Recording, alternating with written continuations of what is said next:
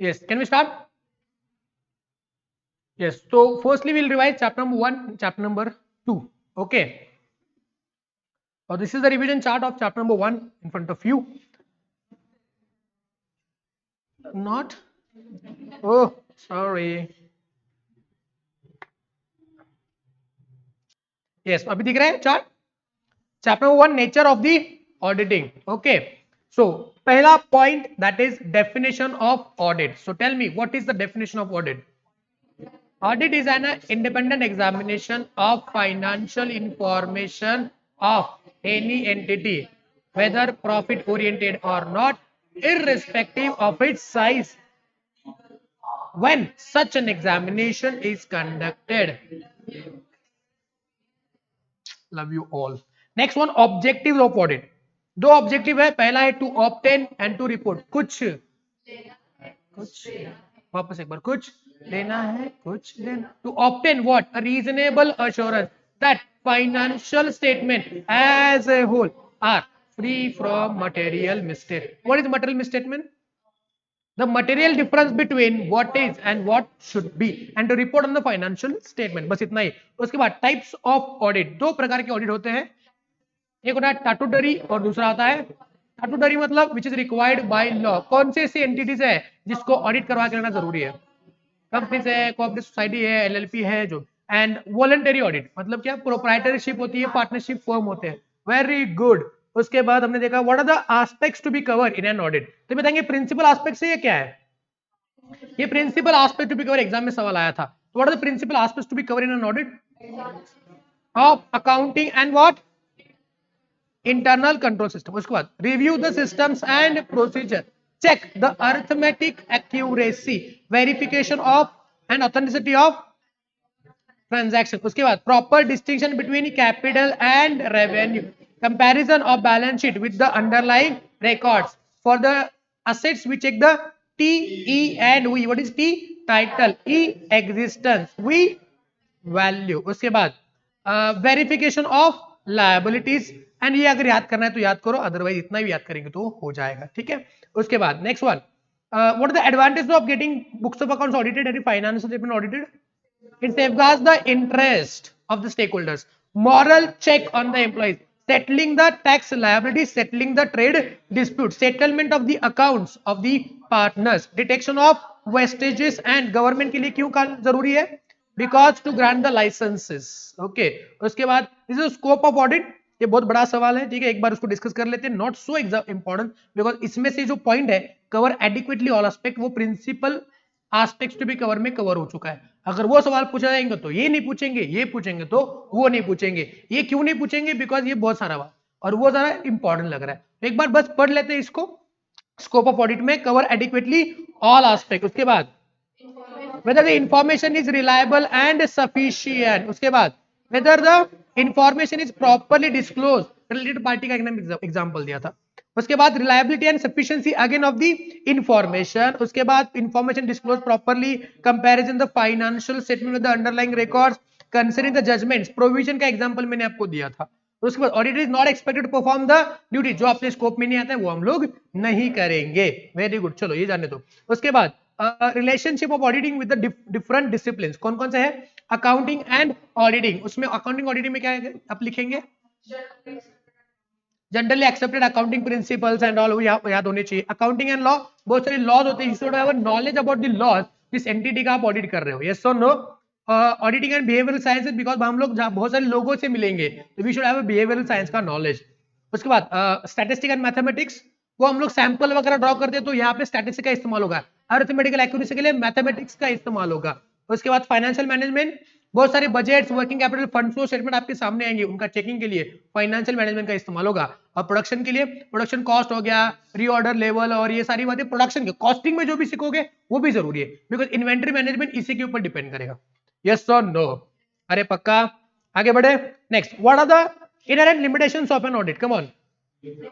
Nature of financial reporting. Joshi बोलेगा. Nature of, कोई नहीं बोलेगा. All will shut their dirty mouth, only Joshi will answer. पहला नेचर ऑफ फाइनेंशियल रिपोर्टिंग. दूसरा, उसके बाद वेरी गुड. ओह वाह वाह वाह. Okay. Timeliness of, very good, क्या जवाब है, ताली बजनी चाहिए के लिए, कम ऑन, वेरी गुड बेटा, वेरी गुड। इसको बोलते हैं पलटवार। उसके बाद हमने देखा था कि ऐसे 210 की कुछ बातें थी, okay, acceptance and continuous of client relationship. उसमें हमने ये देखा था कि पहले हम लोग क्या देते हैं, क्लाइंट को एंगेजमेंट लेटर देते हैं, उसके टर्म्स को हमको एक्सेप्ट करके लेना पड़ेगा। तो ऐसे 210 का नाम है that is agreeing the terms of engagement letter. मुझको एक बात बताएंगे, एंगेजमेंट लेटर में क्या क्या लिखेंगे रे? Objective and scope of audit, उसके बाद ऑडिटर, रिस्पॉन्सिबिलिटी ऑफ मैनेजमेंट, और expected form and of the expected format of the report, ये उसमें देंगे। Very good. अच्छा मतलब मुझको एक बात बताएंगे कि every time we have to issue new engagement letter? The auditor is not may decide not to issue new engagement letter, but in certain circumstances he will issue new engagement letter। तो उसमें हमने देखा था क्या change, क्या क्या change होगा बोलो? Change in the terms, change in the terms, change in the senior management, उसके बाद change in the ownership, very good, change in the legal and regulatory requirement, उसके बाद change in the understanding of the senior manager, वो हो गया। और nature of what, nature of entity, तो ये चेंज हो गया। और एक मिसअंडरस्टैंडिंग, ओके, कितने चेंज है? 6 चेंजेस है और एक मिसअंडरस्टैंडिंग है। तो चेंज होता है तो मिसअंडरस्टैंडिंग तो होगा ही, ठीक है। तो इसकी वजह से हम क्या करेंगे, नया एंगेजमेंट लेटर इशू करेंगे। Very good. अच्छा, रिकरिंग ऑडिट में एक बात बताएंगे, what is recurring audit? Recurring audit मतलब कि मैं एंटिटी का बार बार ऑडिट कर रहा हूं या फिर एंटिटी का बार बार ऑडिट हो रहा है? मैं एंटिटी का बार बार ऑडिट कर रहा हूं, तो इसमें चेंज में वही सारी बात है। तो हम लोग बात करें ना, issue of new engagement letter, new engagement letter, तो ये इसमें कवर हो चुका है, ठीक है जी। अरे ओके। उसके बाद elements of a system of a quality control, तो ये सबसे इंपॉर्टेंट पहला, leadership responsibilities for a quality in an audit. बताएंगे लीडरशिप के लिए क्या क्या लिखेंगे? So he is responsible for overall quality. Okay, he will be responsible to pass on the messages to the engagement team member. Okay, चलो ये भी अपनी बात। उसके बाद ये अपने के लिए रिटेल सवाल आने में काम आएगा, ethical requirement relating to the audit of a financial statement, integrity, objectivity, confidentiality, professional competency and due care and, very good. उसके बाद आएगा एक्सेप्टेंस, ये 210 में कवर हो चुका है, ये भी आपके लिए इंपॉर्टेंट है कि इसमें बोलो रिटेल सवाल में ये भी आ सकता है। ह्यूमन रिसोर्स में क्या करेंगे, रिक्रूटमेंट कैसा होगा, उनको ट्रेनिंग देना पड़ेगा, उनको क्या करना पड़ेगा, रिवॉर्ड देना पड़ेगा, कॉम्पेंसेशन देना पड़ेगा, करियर डेवलपमेंट अपॉर्चुनिटी देनी पड़ेगी, ब्ला ब्ला ब्ला। एंगेजमेंट परफॉर्मेंस कि एंगेजमेंट हमारा हो रहा है ना, ऑडिट हो रहा है, तो उस टाइम पे डायरेक्शन सुपरविजन रिव्यू कब करेंगे, ये सारी बातें इधर अंदर लिखी हुई है। देखो यहाँ पे सुपरविजन लिखा हुआ है, ट्रेनिंग लिखा हुआ है, कोचिंग लिखा हुआ है, रिव्यू करो उनके काम का, ठीक है। उसके बाद मॉनिटरिंग, सेम अगेन कि मॉनिटर करो कि तुम्हारा ऑडिट जो है वो प्रोफेशनल स्टैंडर्ड रेगुलेटरी मैटर से हो रहा है नहीं हो रहा है, फर्म के खुद के क्वालिटी कंट्रोल्स को वो फॉलो कर रहे हैं या नहीं कर रहा है, बस इतना ही आपको इसमें याद करना है। आगे बढ़ेंगे। यस, लिमिटेशन और स्कोप, ये इंपॉर्टेंट है। और ऊपर कुछ रह गया, प्रोफेशनल स्केप्टिसिज्म रह गया शायद, इंडिपेंडेंस। यस, तो इंडिपेंडेंस का मतलब क्या है बताओ? तो independence should be in mind and as well as in the, ये बड़ा इंपॉर्टेंट पॉइंट है, independence of the auditor. Auditor should be independent in mind as well as in appearance. Mind में मतलब क्या? Without affecting the influence of senior management and other people. And independence in appearance का मतलब क्या? Avoid, auditor should avoid such circumstances which third party may believe that there is a compromise in what? The auditor's integrity, objectivity, professional skepticism. तो सवाल बनता है, what is professional skepticism? It is the attitude of what? Questioning mind, attitude of disbelief and being alert to the conditions which may indicate the possible misstatements in the financial statement. And last one, critical assessment of, very good, very good. उसके बाद limitation on scope of the audit engagement. अगर मान लेते हैं आपके audit के ऊपर limitation आ गया, अगर प्रायर टू एक्सेप्टेंस लिमिटेशन आया है तो, नॉट टू एक्सेप्ट, और पोस्ट आया है तो आज द रीजन, और आज रीजन पूछने के बाद आपके क्या क्या उसके इफेक्ट होंगे वो पूछेंगे। मतलब lower level of assurance, enable to obtain sufficient and appropriate audit evidences and communicate to TCWG, और फिर रिपोर्ट, और इससे भी नहीं हुआ तो डायरेक्टली आप छोड़ देंगे। Are you sure? पक्का? उसके बाद इंडिपेंडेंस की वापस बात करते हैं, what are the threats to independence? Come on, फांसी, फांसी याद करेंगे, फांसी। What is F? F stands for familiarity threat, A stands for advocacy threat S, अरे आगे यस है ना, एफ एस मतलब self interest, self review and intimidation threat. बताएंगे what is self interest threat? Very good. Self review threat, review of judgements in non audit engagements, very good. उसके बाद हो गया एडवोकेसी थ्रेट। अच्छा, मतलब वो अंडर राइटिंग वगैरह देखा था, या फिर आप किसी ट्राइब्यूनल में या फिर किसी भी अथॉरिटी के सामने अपने क्लाइंट को प्रस्तुत कर रहे हो, रिप्रेजेंट कर रहे हो, तो उसमें जो आपने बोला है वो छुपाने के लिए आप क्या करेंगे, इंडिपेंडेंस को बाजू में रख के कुछ और रिपोर्ट भी दे सकते हैं। F stands for long association with the client, और close relatives of a engagement team members are the senior management of a company. I stands for intimidation, fear of losing the clients. Okay, तो ये इसमें लिखेंगे। Very good, very important thing ये भी है, threats to independence. उसके बाद अगर ये थ्रेट्स है तो उसके सेफगार्ड्स भी होंगे। क्या क्या सेफगार्ड्स है बोलो? पहले इंडिपेंडेंट होना चाहिए, दूसरा इंटेग्रिटी, ऑब्जेक्टिविटी, वो जो भी है उसको फॉलो करो। नेक्स्ट वन, अगर कुछ थ्रेट लग रहा है तो चेक करो, उसको एलिमिनेट करने की कोशिश करो, और अगर नहीं हो रहा है तो not to accept the engagement. Very good, clear है? यहाँ पे खत्म हुआ अपना चैप्टर नंबर 1। क्लियर है? Any doubt so far? No? चलो, thank me, most welcome. Next chapter है chapter number 2, audit strategy, audit planning and audit programme. ठीक है, पहली बात करेंगे ऑडिट स्ट्रेटेजी। किसकी बात करेंगे? Audit strategy. What is audit strategy? It sets the scope, timing and direction. किसको करता है ये? स्कोप, टाइमिंग एंड डायरेक्शन, कब करना है, क्या करना है, and the guides to develop the audit plan. मतलब हमने देखा ना कि कभी कभार पहले ऑडिट स्ट्रैटेजी फिर ऑडिट प्लान, या कई कभार पहले प्लान फिर स्ट्रैटेजी, दोनों भी इस्तेमाल हो सकता है। टाइमिंग इसका फिक्स नहीं है, लेकिन स्टैंडर्ड ये है कि पहले स्ट्रैटेजी बनाओ फिर क्या करो, प्लान बनाओ। तो स्ट्रैटेजी में आपको क्या डिसाइड करना है? Scope, timing and direction. किसका? ऑडिट का। अरे क्लियर है? नेक्स्ट नीचे देखो, establishing the overall audit strategy. अगर आपको ऑडिट स्ट्रैटेजी बनानी है तो कौन से पॉइंट्स पे आपके ध्यान देना है, ये हमने डिस्कस डिटेल में नहीं किया है, लेकिन चार्ट में मैंने डाला हुआ है, एग्जाम में आया तो फिर ये याद करके जाना। पहले आइडेंटिफाई द स्कोप। अरे क्या करना है ऑडिट स्ट्रैटेजी, मतलब स्कोप डिफाइन करना ना, तो पहले क्या ऑडिट करना है, किसको ऑडिट करना है, ये पहले स्कोप डिफाइन करो। असर्टेन द रिपोर्टिंग ऑब्जेक्टिव, किसको रिपोर्ट करना है। फॉर एग्जांपल, हम लोग फाइनेंशियल सेगमेंट के ऑडिटर है, हम लोग इंटरनल ऑडिट भी हो सकते हैं, हम लोग स्टैट्यूटरी ऑडिट भी हो सकते हैं। Internal audit section 138, yes sir, तो बताएंगे 138 में हम रिपोर्ट किसको करेंगे? मैनेजमेंट को। और अगर हम लोग स्टैट्यूटरी ऑडिटर है तो किसको रिपोर्ट करेंगे? स्टेक होल्डर्स को, शेयर होल्डर्स को। यस सुनो, तो रिपोर्टिंग ऑब्जेक्टिव क्या है आपका? क्या आपने फ्रॉड रिपोर्ट करना है, क्या आप इंटरनल ऑडिट रिपोर्ट कर रहे हो, या फिर आप स्टैट्यूटरी ऑडिट के रिपोर्ट कर रहे हो, क्या आप जीएसटी ऑडिटर हो, क्या आप टैक्स ऑडिटर हो? तो रिपोर्टिंग ऑब्जेक्टिव को समझो, उसके हिसाब से आपका क्या बदलेगा, ऑडिट का प्लानिंग बदलेगा। अरे सुनो, बिकॉज इंटरनल ऑडिट को डेली जाना पड़ता है, स्टैट्यूटरी ऑडिट को डेली नहीं जाना पड़ता है। यस और no? Next one, consider the factors that are significant in directing. कौन कौन से फैक्टर्स सिग्निफिकेंट जो डायरेक्शन करने में मदद करेंगे वो डिसाइड करो। Consider the preliminary engagement activity. What are preliminary engagement activity? वो हमने देखा था ना, what are the preliminary engagement activities, है ना, pre conditions for accepting an audit. कितने थे? 6। पहला एक्सेप्टेबिलिटी ऑफ एएफआर है, उसके बाद मैनेजमेंट की रिस्पॉन्सिबिलिटी, पहला present preparation, not presentation, preparation and presentation of a financial statement, management, it's your responsibility. दूसरा, design, implementation and maintenance of internal control system, management, your responsibility. तीसरा, provide information management, your responsibility. Provide additional information management, your responsibility. And to give the unrestricted access to the persons, management, your responsibility. तो overall audit strategy बनाने के time पे ये बातों पे ध्यान दो। And ascertain the nature, timing and action of resources. देखो यहाँ पे ऑडिट स्ट्रेटेजी देखो ना, मीनिंग में यही लिखा हुआ है, स्कोप, टाइमिंग, डायरेक्शन। एस्टैब्लिश करने के टाइम पे भी यही याद रखना, क्या? पहले ऑब्जेक्टिव, स्कोप, उसके बाद नेचर, टाइमिंग एंड एक्सटेंट।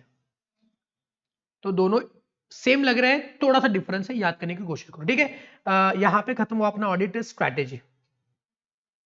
आगे बढ़ते ऑडिट प्लान। तो what is audit plan? It enables him यानी कि auditor to conduct an audit in an effective and efficient and timely manner. तो ऑडिट प्लान का ये ऑब्जेक्टिव है, why audit plan, why to conduct the audit in efficient, effective and what are the benefits of audit? Come on, appropriate attention to the important areas. उसके बाद identify and resolve the potential problems, properly organize the audit engagement, okay, selection of engagement, DSR करेंगे उनको, yes or no, and coordination the work with the auditors expert. Okay, very good.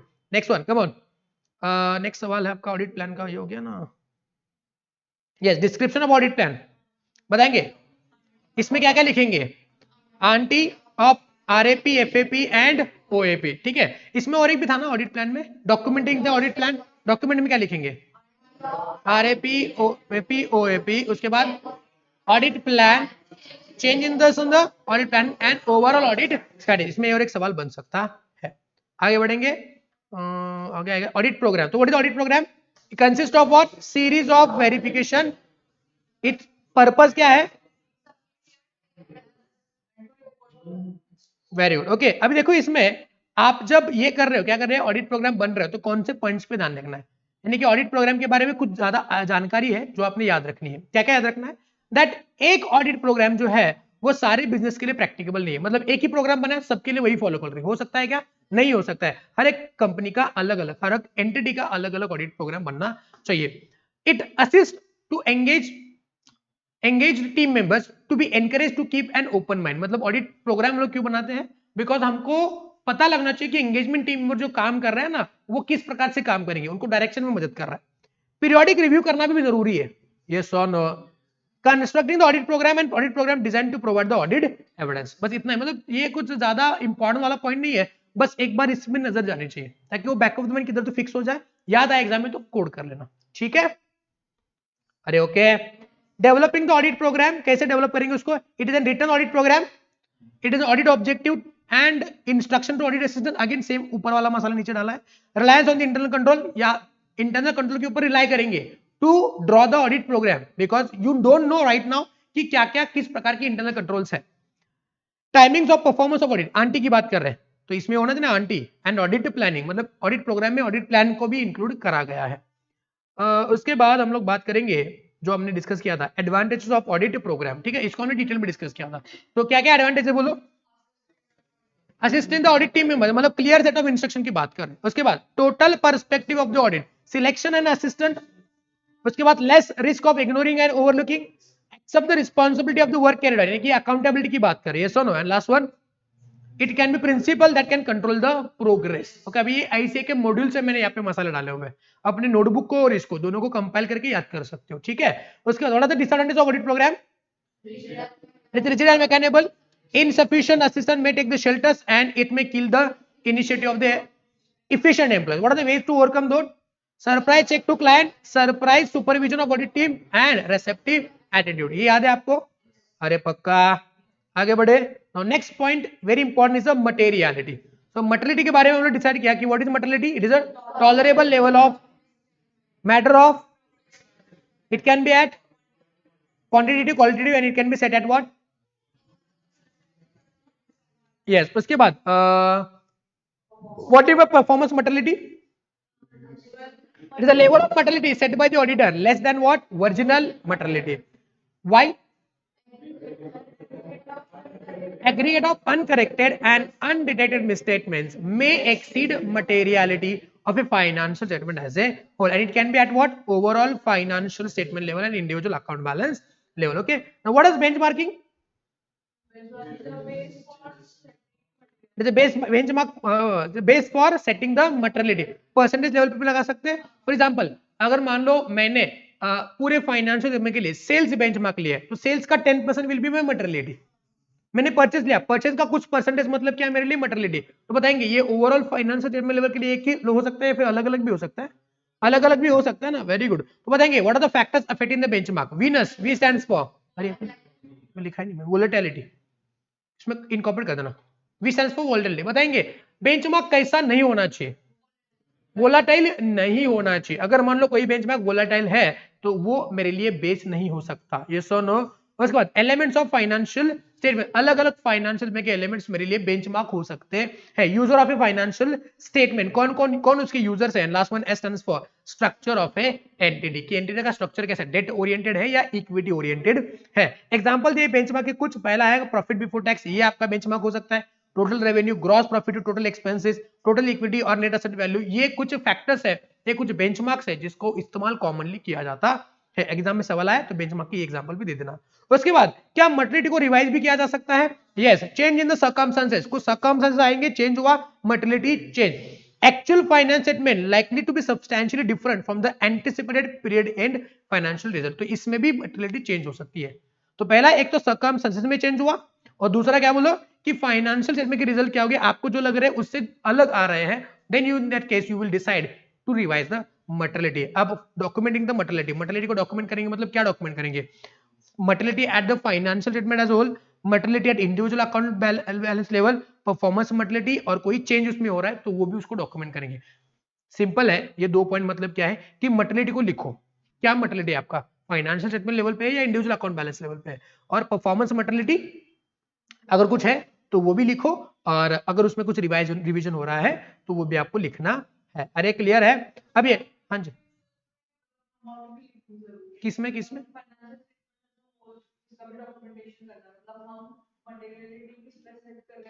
वो लिखेंगे, और साथ साथ उसका अमाउंट भी लिखेंगे, कितना मटेरियल डॉक्यूमेंट करें, मतलब क्या, we are creating evidence that why we decided such kind of material, उसका कैलकुलेशन भी लिख सकते हैं आप कि इस प्रकार से हमने मटेरियल को कैलकुलेट किया, so that it will be substantiate your opinion. Okay, knowledge about client's business that will revise at the time of essay 3-1। Okay, समझे? ये चार्ट आपने देखा है कल, पक्का इससे रिवीजन करते रहना बार बार बार बार। ओके, चलो सो हम लोग क्या बढ़ेंगे अभी अपने चैप्टर के साथ बढ़ेंगे। Revision clear?